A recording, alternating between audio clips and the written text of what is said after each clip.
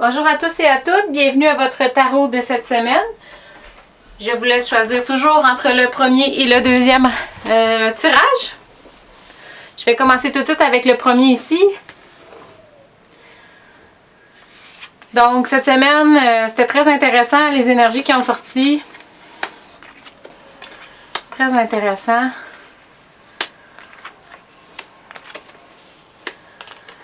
On a deux rois ici, le roi de Pentacle, le roi de la coupe. On a l'énergie du bâton de feu, on a le 10 de bâton. On a l'apprenti de l'épée, on a le 4 de l'épée et on a le chariot. On va aller tout de suite voir en profondeur qu'est-ce que ça veut vous annoncer. Donc le 10 de bâton ici, qui est mélangé avec, qui est précisé par l'énergie du bâton. C'est comme si vous vous sentiez à bout de souffle. C'est souvent comme ça qu'on se sent quand on vient à la fin d'un projet créatif. La lourdeur de ce projet prend comme le dessus. Et soudainement, vous réalisez à quel point vous êtes complètement à bout de souffle réellement. Malgré le fait que vous vous sentez entouré d'énergie très difficile à contrôler, vous devez garder les yeux sur la ligne d'arrivée. OK? Comme la sirène ici, elle a les yeux là, vers le ciel. Je vais aller aussi avec la carte du bâton ici. Très très belle carte, c'est une énergie très puissante. Donc c'est l'énergie de feu. Donc cette carte vous annonce un flash d'inspiration, une charge d'énergie et un nouvel aboutissement de la vie. C'est une énergie qui ne doit pas être prise à la légère. Les bâtons sont intenses, sont chargés et prêts à aller maintenant. La perle de feu au-dessus du bâton retient un grand pouvoir. Et avec ce grand pouvoir, vous avez besoin de vous reconnaître et de vous accueillir là-dedans.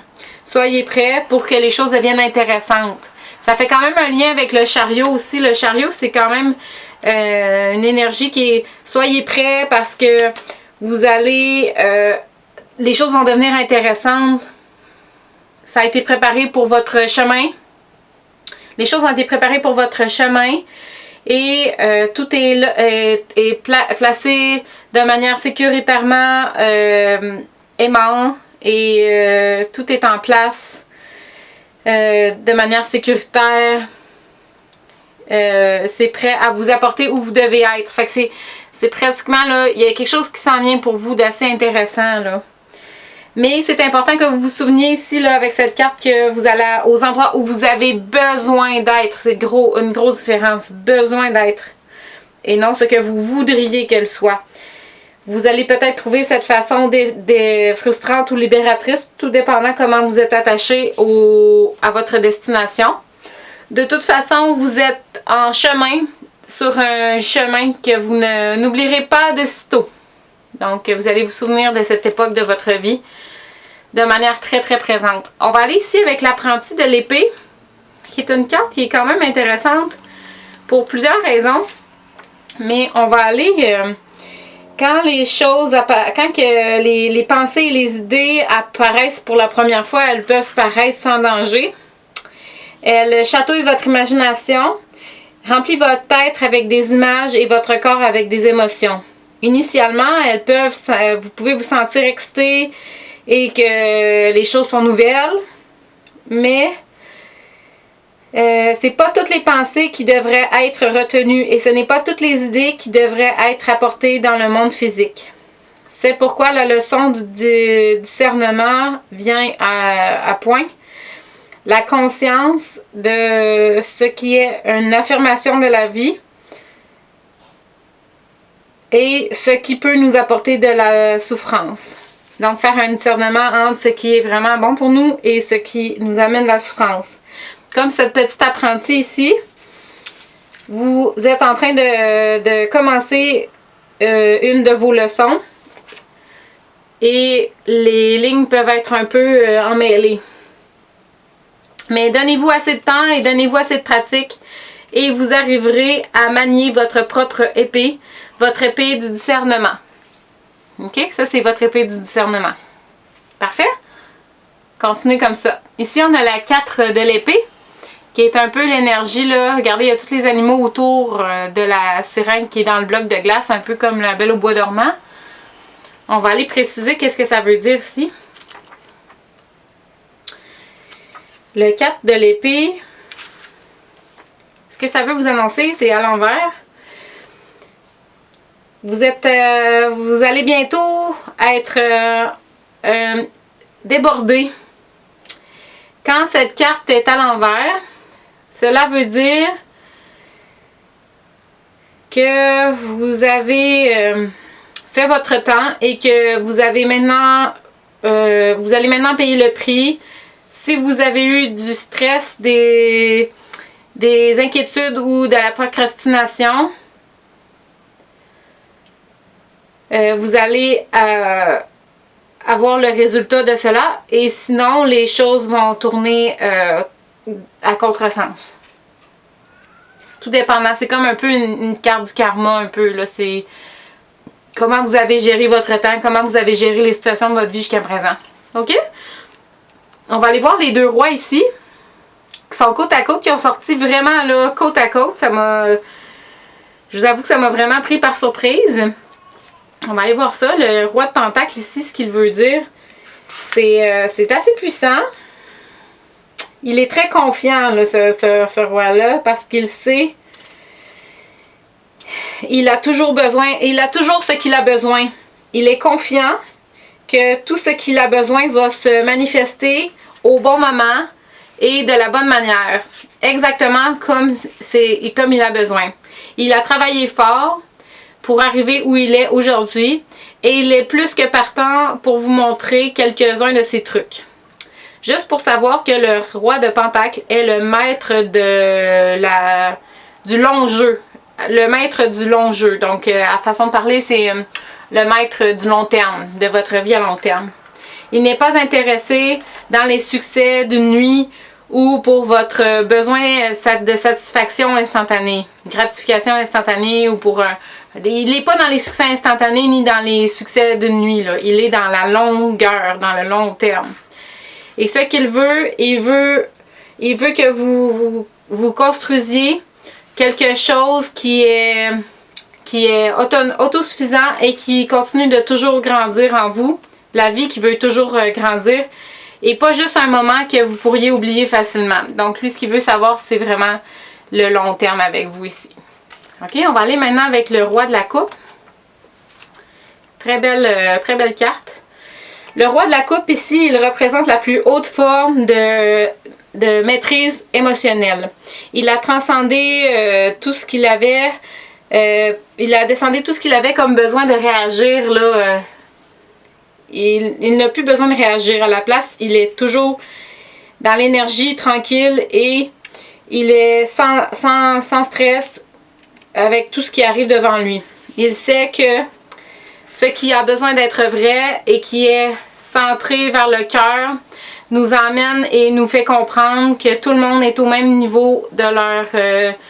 tout le monde qui se présente à vous est sur le même niveau du chemin émotionnel. Il est patient et gentil la plupart du temps, et il est capable de prendre des décisions avec un esprit clair et un cœur positif. Ce sont les clés pour la leçon qu'il vous amène. Et c'est maintenant le temps de mettre votre ego de côté, de nettoyer vos attachements émotionnels et de rendre cela clair, honnête et basé sur des décisions du cœur à propos de la direction que votre vie prend maintenant. Ouf! Alors, très beau tirage. Je vous laisse le réécouter si vous avez besoin. C'était assez puissant. Donc, je vous dirais, les choses sont à veille d'être intéressantes, et vous avez maîtrisé 2 parties de vous-même, et vous avez gagné l'épée du discernement. Donc, ça ici, c'est le retour de votre karma. Donc, je vous souhaite une très bonne semaine. Merci d'avoir été là, et on se revoit la semaine prochaine pour votre tarot. Je vais passer maintenant au tirage numéro 2. Tirage numéro 2 ici. Ces 2 cartes, ils ont sorti en même temps. Très intéressant. Qu'est-ce qui sort cette semaine? C'est quasiment tout à l'envers, ça m'a vraiment pris par surprise. Je vais commencer ici par la carte de la justice. La carte de la justice qui est assez pertinente, c'est elle qui est sortie en premier dans votre tirage cette semaine. La justice ici, elle prend pas le sens de justice dans le terme, peut-être là, dans certaines situations que vous vivez, mais elle prend surtout le rôle de la justice divine. Donc, quand la balance nous offre la chance d'apprendre quelque chose d'important, nous devrions en prendre conscience. Les informations qui nous sont présentées en ce moment vont pas seulement nous faire des avantages où nous sommes, mais aussi nous prouver comment nous pouvons nous retrouver dans le futur. Le passé ne peut pas être changé et le futur est en train d'être forgé maintenant en avant de la balance de la balance karmique. Pensez attentivement à propos de quel genre de monde vous voulez vivre une fois que les problèmes ou les situations ont maintenant été gérés. Donc, ça a bien du sens avec ce qu'on vit en ce moment. Donc, ça va être, je vous dirais plus précisément, de focusser sur les énergies du moment et de focusser dans quel monde vous voulez vivre dans le futur ou quel monde vous voulez laisser aux futures générations. OK? On va aller vers les cartes ici. On va aller vers le 5 de la coupe, qui est une carte qui est assez intéressante. C'est une carte de laisser quelque chose partir, donc vous ne pouvez pas garder les choses comme elles sont et expecter que les choses changent. Retenir ce que vous avez avec une main en essayant d'attraper une autre avec l'autre ne fonctionnera pas. Quelque chose doit être donné. Utilisez votre temps pour prendre un bon regard sur votre présente situation et demandez-vous la question très difficile. Qu'est-ce que vous êtes prêt à vous détacher maintenant pour avoir ce que votre cœur désire dans le futur? OK? Ça va être ça avec c'est comme une fille qui laisse l'otarie, là, qui tient l'otarie. OK? Avec le phare derrière. Donc, c'est ça probablement là, le futur. Le 6 du bâton maintenant, qui est une carte qui est assez rare qui sort. Donc, c'est très intéressant. Elle se met à l'envers dans ce tirage-ci. Dans le but d'avoir du succès, vous devez être... vous devez être compatissant envers le succès des autres et reconnaître le succès des autres. Et le fait de reconnaître le succès des autres doit être fait sans attachement et sans jugement. Pour le moment où, quand quelque chose... quand vous commencez à vous attacher sur ce que les autres ont accompli, c'est le moment de laisser le doute de côté. Maintenant, vous êtes dans un acte de comparaison et c'est mieux de pas le, vous êtes mieux de pas le faire parce que ça atteint votre niveau de confiance. Ne regardez pas sur ce que les autres ont fait à la place, focussez sur pourquoi vous voudriez prendre un risque en premier lieu. Parce que c'est ça, elle prend comme un risque là, avec la perle de feu. Donc c'est vraiment, en général on se compare sur les autres, mais dans votre cas, c'est plutôt de regarder pourquoi vous voudriez prendre ce risque au lieu d'avoir comme de l'envie. On va aller ici vers la carte de l'amour qui est assez particulière parce que c'est une carte qui est un peu comme le miroir de qui on est. Finalement, l'amour, c'est ce qu'on voit dans le miroir. Puis ça fait plein de sens parce qu'on est la Saint-Valentin aujourd'hui. Donc, je suis bien curieuse de savoir qu'est-ce que cette carte-là veut vous livrer comme message aujourd'hui. Elle est à l'envers en plus, donc pour moi, c'est encore plus précis. On va aller voir ça. On va aller voir ça.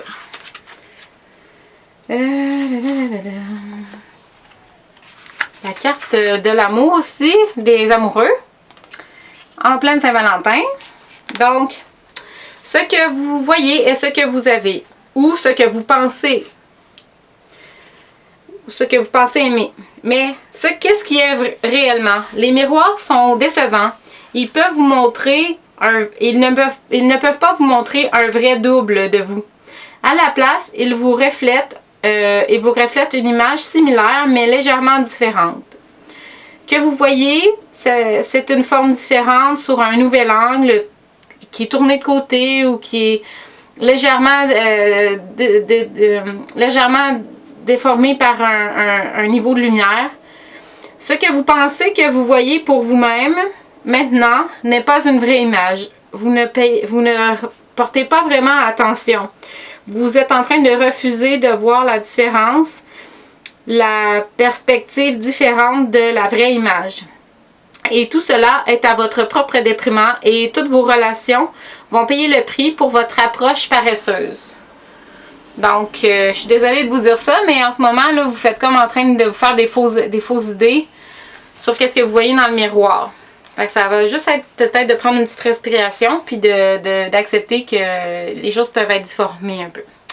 On va aller ici avec la Reine de la Coupe. La Reine de la Coupe, elle, c'est vraiment une belle carte. C'est la déesse Namu.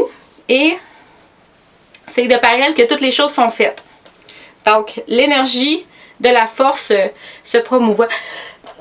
Et ça bouge partout, dans toutes les choses qui vivent comme une vague. Parfois, c'est gentil et calme, et d'autres fois, ça vient vous brusquer. Et ça vous propulse en dehors de votre corps. La Reine de la Coupe a quelques trucs sous sa manche. Et plus en point dans sa coupe. Elle est ici pour vous apprendre et pour être la professeure de comment gérer cette énergie qui est en constamment mouvement. Elle veut que vous vous rentriez dans vos sentiments intuitifs, d'être recentré dans votre intuition, et elle veut vous montrer comment fonctionne le contrôle. Elle veut aussi, elle sait que si vous apprenez sa leçon très bien, vous ne vous retrouverez plus jamais frappé contre les roches, plus jamais. Donc, vous ne serez plus jamais fracassé contre les roches. Donc, elle veut vous apprendre la douceur du mouvement de l'énergie de la vie. Wow! Très, très, très belle carte. On va aller ici avec l'apprenti de la coupe. Donc, il y avait quand même 3 coupes dans votre tirage cette semaine. C'est très intéressant. L'apprenti de la coupe ici est à l'envers. Donc, on va aller le voir tout de suite. L'apprenti de la coupe a une tendance à être désengagé et avoir une énergie désagréable quand il est tourné à l'envers. Les émotions n'ont pas été vécues et l'apprenti est en train de laisser tomber en essayant de passer à côté de ce qu'il y a à vivre. Cela peut être une importante partie de l'apprenti qui vous apprend comment maîtriser vos émotions qui sont tempêteuses. Tu sais, quand on bouge beaucoup et qu'on est dans tous nos états. Apprendre comment vous ressentir. Avec le temps, l'apprenti va apprendre que la difficulté est une sorte de mauvaise humeur. Mais maintenant, vous vous asseyez et vous prenez le temps de mijoter tout ça. OK? Ça va être ça la conclusion de celle-là. Il me reste juste le magicien ici. Et le magicien est à l'envers dans votre tirage cette semaine. Donc, on va aller voir ça tout de suite. Le magicien. Dernière carte. Le doute est couramment notre pire ennemi. Vous le laissez prendre le meilleur de vous et vous le laissez appeler les situations. À la place, vous avez besoin de vous remettre dans votre pouvoir et de prendre votre contrôle par-dessus les décisions qui sont faites à propos de votre vie. La magie peut arriver, la magie va arriver quand vous mettez votre main fermement sur le volant et que vous focussez votre énergie sur des résultats qui sont atteignables et non sur votre peur que cela peut mal aller. OK? C'est ça dans l'énergie ici du magicien. Donc, je vous invite à le réécouter s'il y a quoi que ce soit. Je vous invite à me laisser vos commentaires. Vous pouvez m'écrire en tout temps. Et je vous souhaite une belle semaine. Merci d'avoir été là et à la semaine prochaine. Merci!